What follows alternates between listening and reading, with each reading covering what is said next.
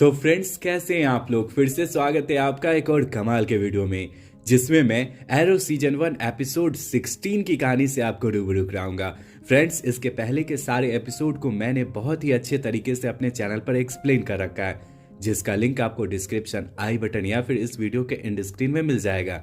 मेरी आपसे रिक्वेस्ट है कि आप इस वीडियो को देखने के बाद बाकी की सारी वीडियोस को देख लें, ताकि आपको इस सीरीज से जुड़ी सारी कहानियां अच्छे से क्लियर हो सके। सो यार, अब ज्यादा देर ना करते हुए हम लोग कहानी की ओर आगे बढ़ते हैं। हमारी आज की कहानी शुरू होती है और हम लोग बुरेरा नाम के एक आदमी को देख पाते हैं, जो स्टारलिंक सिटी में अपने हेलीकॉप्टर से उतरता है और फिर एक कैसियस नाम के बंदे से बात करता हुआ कहता है, जैसा हमारे बीच बातचीत हुई थी, यहाँ पर पहुंचने के आधे पैसे और काम खत्म होने के बाद मुझे आधे पैसे मिलने वाले हैं। यहाँ पर बुरेरा ये सब कह रहा होता है कि तभी इसके अकाउंट में तकरीबन $5 लाख आ जाते हैं। आगे बुरेरा कुछ बोल पाता कि इससे पहले यहाँ पर एरो आ जाता है और अपने एक डार्ट से इस पर हमला करने लगता है, जिस वजह से इसका फोन दूर जाकर गिरता है। अपने साथ ऐसा कुछ होते देख बुरेरा एरो से लड़ना झगड़ना शुरू कर देता है। काफी देर तक चली हाथापाई के बाद आखिरकार एरो बुरेरा के सीने में अपने एक एरो को घुसेड़ देता है, जिस वजह से इसकी मौत यहीं पर हो जाती है। इस घटना के बाद एरो बुरेरा के फोन को लेता हुआ फेलिसिटी और डिगल के पास पहुंचता है, जहां पर डिगल फेलिसिटी को सेल्फ डिफेंस के बारे में कुछ सिखा रहा होता है। अपने सामने ओलिवर यानी एरो को देखकर डिगल इससे कहता है, आज टॉमी का बर्थडे है और मुझे ऐसा लगता है कि तुम्हें उसके बर्थडे में जाना चाहिए ओलिवर। डिगल की बात सुनने के बाद ओलिवर टॉमी के बर्थडे में जाने के लिए तो रेडी होता है, पर वह बुरेरा के साथ हुई सारी हाथापाई वाली बात इन दोनों को बताता है। थोड़ी बहुत जांच पड़ताल करने के बाद फेलिसिटी इसे बताती है कि बुरेरा एक स्नैप शूटर है और वह पैसे लेकर किसी को भी मारने में कभी भी नहीं हिचकता है। वह यहाँ पर सिर्फ और सिर्फ किसी न किसी को मारने ही आया हुआ होगा। फेलिसिटी की बात सुनने के बाद ओलिवर कहता है, मुझे ऐसा लगता है इस फोन के अंदर कुछ राज छुपे हुए हैं। अगर तुम इसे अनलॉक कर दोगी तो तुम्हें बुरेरा के सारे मंसूबे का पता चल सकता है। चूंकि टिया वाले केस के बाद डिटेक्टिव हॉल और ओलिवर काफी करीब हो गए होते हैं और एक दूसरे को ट्रीट करना शुरू कर दिया होता है, इसीलिए ओलिवर डिटेक्टिव हॉल के पास पहुंचता है और इसे लेता हुआ अपने बचपन के दोस्त टॉमी के पास पहुंचता है, जहां इन दोनों की मुलाकात लॉरेंस से होती है। यहाँ पर ये चारों आपस में बात कर रहे होते हैं कि तभी टॉमी के दरवाजे पर इसका पिता मैल्कम मर्लिन आता है। अपने सामने बेटे को देखकर मैल्कम मर्लिन इसे हैप्पी बर्थडे बोलता हुआ इसे कुछ गिफ्ट देने की कोशिश करता है। यहाँ पर मैल्कम मर्लिन आगे कुछ बोल पाता कि इससे पहले टॉमी इस पर झल्लाता हुआ कहता है, आपने तो मुझे अपनी जायदाद से निकाल दिया था। आप मेरे साथ उस समय भी नहीं थे जब मेरी माँ का मर्डर हुआ था। आपने तो कभी भी मेरे साथ ऐसा बिहेव नहीं करा है कि मैं आपका बेटा हूँ। मैं ओलिवर के साथ बड़ा हुआ हूँ और ओलिवर के पिता ने मेरी हर समय केयर करी है। आप ऐसे मेरे साथ बिहेव करते हो जैसे मैं आपका कोई हूँ ही नहीं। टॉमी को इस कदर गुस्साया हुआ देखकर मैल्कम मर्लिन इससे पहले तो सॉरी बोलता है और फिर कहता है, मुझे ह्यूमैनिटेरियन अवार्ड से सम्मानित किया जा रहा है, जो शहर का सबसे बड़ा अवार्ड है। मैं बस इतना चाहता हूँ कि तुम उस समारोह में मुझे देखने के लिए आओ, क्योंकि मेरे पास कोई भी ऐसा इंसान नहीं है जो मुझे उस हालत में देखकर खुश हो।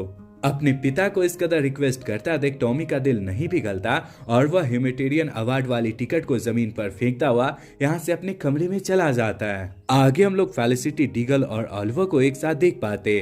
काफी देर तक जांच पड़ताल करने के बाद फेलिसिटी इन दोनों को बताती है कि बुरेरा ने लास्ट बार जहां बात करी थी वो स्टारलिंक सिटी के किसी जेट ड्रैगन रेस्टोरेंट का नंबर था। आगे हम लोग मैल्कम मर्लिन की सुपारी लेने वाली इस लड़की को देख पाते हैं, जो फ्लैट लॉटन नाम के एक स्नैप शूटर के पास पहुंचती है। बात करें फ्रेंड्स हम लोग फ्लैट लॉटन की, तो इसी का दूसरा नाम डेड शॉट है, जिसे ऑलरेडी हमने एरो सीजन 1 के एपिसोड 3 में देख रखा है। फ्रेंड्स, आप लोग डेड शॉट और डेड स्टॉक के बीच में कंफ्यूज मत होना। डेड शॉट इसका यानी फ्लैट लॉटन का नाम होता है, वहीं दूसरी तरफ डेड स्टॉक स्लेड विल्सन का दूसरा नाम होता है।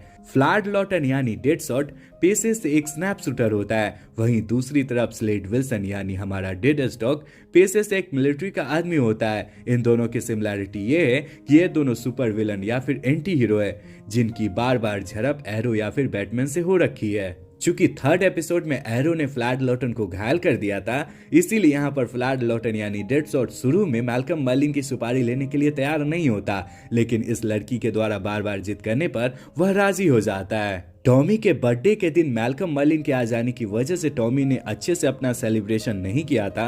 वहीं दूसरी तरफ बुरेरा का कनेक्शन कहीं न कहीं जेट ड्रैगन रेस्टोरेंट से था, इसीलिए ओलिवर टॉमी को लेता हुआ जेट ड्रैगन रेस्टोरेंट में पहुंचता है और इसके पिता के बारे में इससे बात करना शुरू करता है। यहाँ पर ऑलिवर टॉमी को उसके पिता के अवार्ड मिलने वाले फंक्शन में जाने को कहता है। शुरू में तो टॉमी राजी नहीं हो पाता, पर ऑलिवर के द्वारा समझाने पर वह राजी हो जाता है। यहाँ पर ये दोनों बात कर रहे होते हैं कि तभी ऑलिवर को एक ऐसा इंसान दिखाई पड़ता है जिसके तौर तरीके कुछ अलग मालूम पड़ रहे होते हैं। यहाँ पर ऑलिवर इस इंसान का पीछा करता हुआ किचन में पहुंचता है। आगे ऑलिवर मौका पाकर इस इंसान के आंख में चिली सॉस डाल देता है और फिर इससे यहाँ पर आने का कारण पूछता है। ऑलिवर को केवल इस इंसान से पता चलता है कि कल शहर के किसी बड़े नामी ग्रामी इंसान का मर्डर होने वाला है। क्योंकि अब तक ऑलिवर ये बात पता नहीं लगा पाया था कि कल किसका मर्डर होने वाला है, इसीलिए ऑलिवर एरो की आइडेंटिटी के साथ डिटेक्टिव क्विंटीन लैरी लेंस के पास फोन करता है और फिर कल होने वाली मर्डर के बारे में इसे बताता है और मर्डर के बारे में ज्यादा से ज्यादा जानकारी इकट्ठा करने को कहता है। चूंकि डिटेक्टिव क्विंटीन लैरी लेंस के द्वारा बार बार मना करने के बाद भी एरो ने वर्टिगो के इंजेक्शन को द काउंट के अंदर इंजेक्ट कर दिया था, इसीलिए डिटेक्टिव क्विंटीन लैरी लेंस इस पर गुस्साया हुआ होता है और इसे कोई भी मदद न करने को कहता हुआ फोन को कट कर देता है। डिटेक्टिव क्विंटीन लैरी लेंस के इस बिहेवियर को देखकर ऑलिवर को थोड़ा बुरा तो लगता है, पर वह खुद को संभालता हुआ फेलिसिटी और डिगल के पास पहुंचता है और फेलिसिटी को बुरेरा के फोन को अच्छी तरह से हैक या फिर जांच पड़ताल करके उसके अंदर से ज्यादा जानकारी इकट्ठा करने को कहता है। आगे हम लोग मैल्कम मर्लिन, मोइरा और उसके कुछ बोर्ड मेंबर को एक साथ देख पाते हैं। यहाँ पर इन सारे लोगों की बातों से हमें पता चलता है कि मैल्कम मर्लिन अपने अंडरटेकिंग के काम को जल्द से जल्द पूरा करना चाहता है। फ्रेंड्स, आपको इस अंडरटेकिंग वर्ड को याद रखना है क्योंकि इसका कनेक्शन इस सीरीज के क्लाइमेक्स से है। वेल गाइस, ये अंडरटेकिंग क्या है मैं आपको आगे की स्टोरी के साथ अपने आप बताते चलूंगा, सो ज्यादा परेशान मत होना। मीटिंग के बाद मोइरा क्वीन, मैल्कम मर्लिन और उसके सारे बोर्ड मेंबर उस जगह पर पहुंचते हैं जहां पर मैल्कम मर्लिन को ह्यूमैनिटेरियन अवार्ड से नवाजा जाने वाला था। आगे हमारी नजर सुपारी लेने वाली इस लड़की पर पड़ती है जो सज सवर कर अपने आदमियों के साथ यहां पर पहुंचती है ताकि मैल्कम मर्लिन को मारने का काम वह पूरी तरह से कर सके। इसी क्रम में हम लोग ऑलिवर के साथ डिटेक्टिव हॉल को देख पाते हैं। यहाँ पर डिटेक्टिव हॉल की बातों से पता चलता है कि पिछले डेट में बीच में उठकर चले जाने की वजह से डिटेक्टिव हॉल बहुत ज्यादा शर्मिंदा है। यहाँ पर ये दोनों बात कर रहे होते हैं कि तभी इन दोनों के पास डिगल आता है और ऑलिवर से कहता है कि आईटी डिपार्टमेंट वाले आपको खोज रहे हैं। इस बात को सुनने के बाद ऑलिवर डिटेक्टिव हॉल से सॉरी बोलकर दौड़ता भागता हुआ फेलिसिटी के पास पहुंचता है। यहाँ फेलिसिटी की बातों से ऑलिवर को पता चलता है कि बुरेरा जिस इंसान को मारने के लिए इस शहर में आया था वो कोई और नहीं बल्कि टॉमी का पिता मैल्कम मर्लिन है। इस बात को सुनने के बाद ऑलिवर एरो की आइडेंटिटी के साथ डिटेक्टिव क्विंटीन लैरी लेंस के पास फोन करके मैल्कम मर्लिन पर होने वाले हमले के बारे में बताता है। चूंकि मैल्कम मर्लिन शहर के अमीर इंसानों में से एक था, इसीलिए इस बार detective Quentin Larry lens arrow की बातों को इग्नोर नहीं करता और वह उस जगह पर पहुंचने के लिए निकल पड़ता है जहां पर मैल्कम मर्लिन को ह्यूमैनिटेरियन अवार्ड मिलने वाला था। आगे हमारी नजर टॉमी पर पड़ती है जो अपने पिता के अवार्ड फंक्शन में पहुंचता है। आगे मैल्कम मर्लिन को अवार्ड लेने के लिए स्टेज पर बुलाया जाता है। यहाँ पर मर्लिन स्पीच दे रहा होता है कि तभी इसकी नजर टॉमी पर पड़ती है।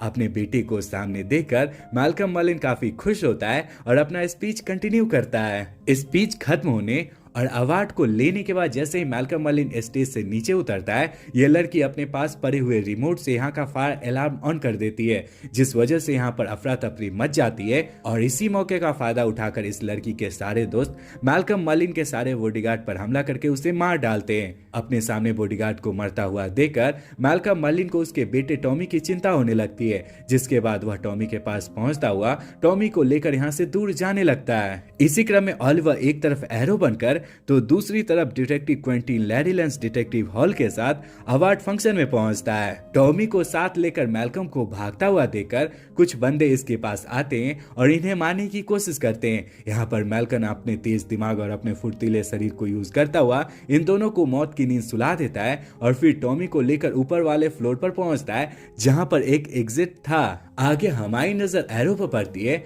जो मैल्कम मर्लिन के पास जा रहा होता है कि तभी इसके सामने ये लड़की आ जाती है। अपने सामने एरो को देखकर ये लड़की एरो से लड़ाई झगड़ा करना शुरू करती है और काफी देर तक इससे लड़ती है। काफी देर तक लड़ने के क्रम में ही यहीं पर डिटेक्टिव हॉल दूसरी तरफ से आ जाती है। अपने सामने एरो को लड़ता हुआ देखकर डिटेक्टिव हॉल इन दोनों को गन पॉइंट पर लेती हुई इन दोनों को रुकने को कहती है। ये दोनों रुक भी जाते हैं कि तभी एरो की नजर फायर एक्सटिंग्विशर पर पड़ती है, जिसके बाद एरो अपने एक डार्ट को फायर एक्सटिंग्विशर की तरफ फेंकता है, जिस वजह से इस फायर एक्सटिंग्विशर से ढेर सारा गैस निकलने लगता है और इसी मौके का फायदा उठाकर इसी धुंध में एरो यहाँ से फरार हो जाता है। और इसी धुन के साथ हमारी कहानी फ्लैशबैक में जाती है, जो ठीक वहीं से शुरू होती है जहां पर पिछले एपिसोड का फ्लैशबैक खत्म हुआ था।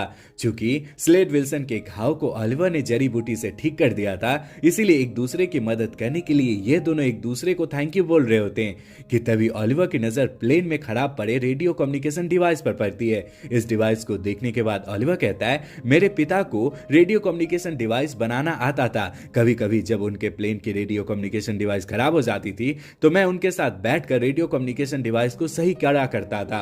हो सकता है मैं भी इस रेडियो कम्युनिकेशन डिवाइस को सही कर दूं। आगे ऑलिवर इस क्रैश हुए प्लेन के रेडियो कम्युनिकेशन डिवाइस को सही करने में लग जाता है। काफी देर तक मेहनत करने के बाद ऑलिवर इस रेडियो कम्युनिकेशन डिवाइस को सही करने में कामयाब होता है। रेडियो कम्युनिकेशन डिवाइस के ठीक हो जाने की वजह से ये दोनों काफी खुश होते हैं। आगे जब ये दोनों रेडियो कम्युनिकेशन डिवाइस को ट्यून इन करके देखते हैं तो इसमें दो बंदे बात कर रहे होते हैं। काफी देर तक ध्यान से सुनने के बाद इन्हें पता चलता है कि उस कन्वर्सेशन में किसी खास लोकेशन का जिक्र हो रहा है जो इसी आइलैंड की है। जब ये दोनों रेडियो कम्युनिकेशन में जिक्र हो रहे लोकेशन पर पहुंचते हैं तो इन्हें पता चलता है यहाँ पर ढेर सारे लोग हैं जिनके पास अत्याधुनिक टैंक, हथियार और तोप हैं, जिनकी क्षमता ऐसी है कि ये लोग इस हथियार को यूज करते हुए इस आइलैंड के ऊपर से जा रहे किसी भी प्राइवेट प्लेन तक को गिरा सकते हैं। इतने सारे अत्याधुनिक तोप, टैंक और हथियार को देखकर ये दोनों लोग एकदम से भौचक्का हो जाते हैं और इसी के साथ हमारी कहानी फ्लैशबैक से वापस आती है,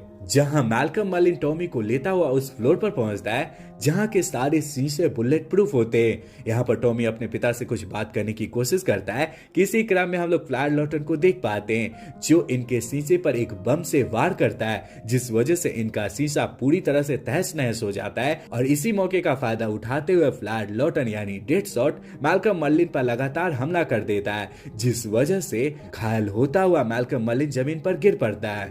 इस घटना को देखकर टॉमी दौड़ता हुआ अपने पिता के पास पहुंचता है और उन्हें संभालने की कोशिश कर रहा होता है कि तभी इसे दूसरी तरफ से एरो आता हुआ दिखाई पड़ता है। अपने सामने एरो को देखकर इसे ऐसा लगने लगता है कि मैल्कम मर्लिन पर इसी ने हमला किया होगा। अपने दोस्त को इस कदर रिएक्ट करता देख ऑलिवर अपनी पहचान बताते हुए कहता है, मैं ही एरो हूँ, तुम्हारे पिता पर किसी ने गोलियों से वार किया है और मैं धनुषवान यूज करता हूँ। आगे थोड़ी बहुत जांच पड़ताल करने के बाद ऑलिवर को फर्श पर पड़ा हुआ एक बुलेट मिलता है। जब ऑलिवर इस बुलेट को सुनकर देखता है तब इसे पता चलता है कि इस बुलेट को चलाने वाला फ्लैड लॉटन है, जिसकी एक गोली से एरो भी तीसरे एपिसोड में घायल हो चुका है और मरते मरते बचा है। इस गोली को फ्लैड लॉटन खुद से बनाता है, जिसे डेडशॉट के नाम से भी जाना जाता है और जिसका निशाना कभी भी नहीं चुकता है। आगे ऑलिवर कहता है, तुम्हारे पिता को जहरीली गोली लगी है, इस वजह से तुम्हारे पिता के पास 5 मिनट है। 3 मिनट के बाद इनका शरीर पैरालाइज हो जाएगा और 4 मिनट में इनका दम घुटने लगेगा और 5वें मिनट में ये स्वर्ग सिधार जाएंगे। अगर तुम अपने पिता को बचाना चाहते हो तो तुम्हें 3 मिनट के अंदर अपना ब्लड इन्हें चढ़ाना होगा ताकि एम्बुलेंस आने तक इनके पास समय बचा रहे। शुरू में टॉमी ऑलिवर की बातों में नहीं आता, पर टाइम न होने की वजह से वह ब्लड ट्रांसफ्यूजन करने के लिए रेडी हो जाता है। आगे ऑलिवर फर्स्ट एड बॉक्स को यूज करता हुआ टॉमी के ब्लड को मैल्कम मर्लिन को चढ़ाता है, जिस वजह से इसकी तबीयत थोड़ी सी ठीक होने लगती है। यहीं पर कुछ क्षण बाद एम्बुलेंस पहुंच जाता है, जिसके बाद टॉमी अपने पिता को लेता हुआ हॉस्पिटल पहुंचता है। फ्रेंड्स, अब कहानी आती है तकरीबन 2 दिन बाद, जहां टॉमी के पिता खतरे से बाहर होते हैं। यहीं पर ऑलिवर अपने दोस्त टॉमी से भेंट करने पहुंचता है। यहाँ पर टॉमी ऑलिवर से पूछता है, मैं तुम्हारा दोस्त था, तुमने मुझे क्यों नहीं बताया कि तुम एरो हो? जिस पर एरो कुछ भी नहीं बोलता और ये सीन यहीं पर कट हो जाता है। चूंकि मैल्कम मर्लिन को मरवाने का प्लान मोइरा का था, इसीलिए वह मैल्कम मर्लिन के पास हॉस्पिटल में पहुंचती है और इससे बात करना शुरू करती है ताकि कोई इस पर शक ना करे। अपनी हालचाल को बताने के बाद मैल्कम मर्लिन गुस्साते हुए मोइरा से कहता है, मुझे ऐसा लगता है कोई हम लोगों के बीच में है जो मेरी जान के पीछे पड़ा हुआ है। मैल्कम मर्लिन की बात सुनने के बाद मोइरा अनजानेपन का नाटक करती है जैसे इसे कुछ भी पता ही ना हो। वही दूसरी तरफ इस एपिसोड के प्री क्रेडिट सीन में हम लोग लॉरेन को देख पाते, जिससे मिलने इसकी माँ आती है और कहती है, जिस दिन ऑलिवर की नैया डूबी थी उस दिन ऑलिवर की तरह तुम्हारी बहन सारा भी जिंदा रह गई थी। मैं पूरी तरह से कंफर्म हूँ कि तुम्हारी बहन सारा जिंदा है।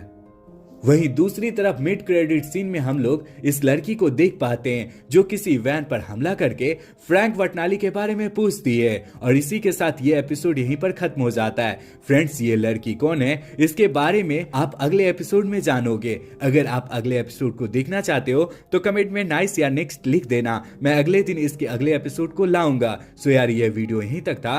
पूरा वीडियो देखने के लिए ढेर सारा धन्यवाद।